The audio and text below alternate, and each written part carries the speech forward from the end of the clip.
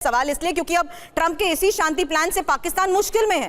Trump ने पाकिस्तान को समझौते में शामिल होने के लिए कहा है और अब्राहम समझौते में शामिल नहीं होना चाहता पाकिस्तान। इजरायल को पाकिस्तान ने मान्यता नहीं दी है। अब अब्राहम समझौते पर ही पाकिस्तान के रक्षा मंत्री क्या कह रहे हैं ये भी आपको सुनाएंगे, लेकिन ये इस वक्त पाकिस्तान को यही समझौता कैसे मुश्किल में डाल रहा है, क्योंकि अब्राहम समझौते में शामिल नहीं होना चाहता है पाकिस्तान। और अब्राहम समझौते पर पाकिस्तान के रक्षा मंत्री ख्वाजा आसिफ ने बड़ा बयान दिया है।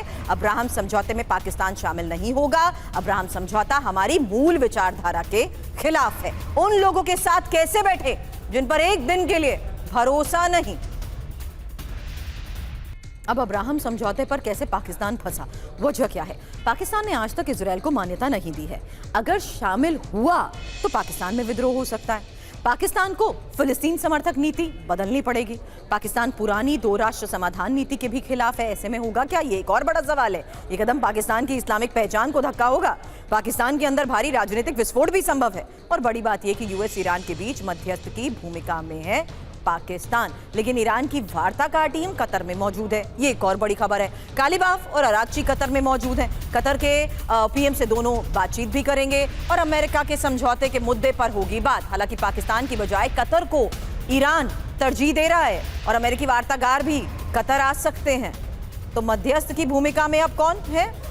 पाकिस्तान का कैसे पत्ता साफ हो गया, यही खबर। अमेरिका से बातचीत के लिए कतर की एंट्री हो चुकी है। कतर में ईरान के मुख्य वार्ताकार और विदेश मंत्री हैं और कतर के पीएम से बात कालिबाफ और अरागची करेंगे।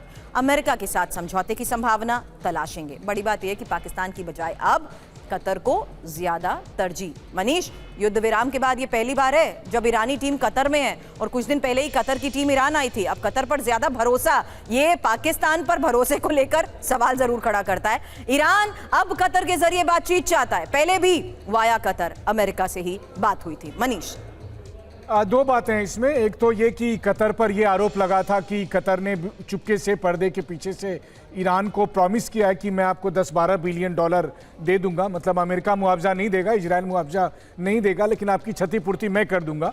हालांकि कतर ने आधिकारिक तौर पर इसे डिनाई किया है, लेकिन हाँ या ना के बीच में कहीं बात है, कहीं तो कुछ बात है, तभी तो इतनी चर्चा हो रही है। दूसरी बात है कि भरोसे की बात तो पाकिस्तान ना ही करे, क्योंकि उससे ज़्यादा दगाबाज कौन होगा। लेकिन मैं ये सोचता हूँ कि पाकिस्तान को अमेरिका पर भरोसा है और अमेरिका के ही एक महत्वपूर्ण सहयोगी कह लीजिए या अमेरिका का ही एक हाथ, दायां हाथ इजरायल पर भरोसा नहीं है। ये कैसे चलेगा? जहाँ लाभ है वहाँ पर भरोसा, जहाँ लाभ नहीं है वहाँ पर नुकसान। और जो तीसरी सबसे महत्वपूर्ण बात है कि अभी आपने एक खबर दिखाई कि मक्का और मदीना में हज यात्रियों की सुरक्षा के लिए और काबा की सुरक्षा के लिए एयर डिफेंस लगाए गए हैं। मुझे बताइए वहाँ कौन अटैक करेगा? वहाँ अमेरिका अटैक करेगा? वहाँ इजरायल अटैक करेगा?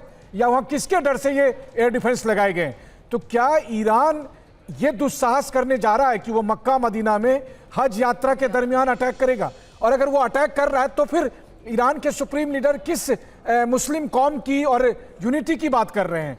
तो ये सब वो सवाल है जो पॉलिटिकल प्लेटफॉर्म पर पूछे जाने में दिक्कत होती है। और इसीलिए आप पाकिस्तान की तरफ से ये घिसा पिटा स्टेटमेंट सुनते हैं कि इजरायल वैसा है, वैसा है, वैसा है, लेकिन साथ ही वो बैठकर अमेरिका के साथ पिंगे भी बढ़ाते हैं। राइट।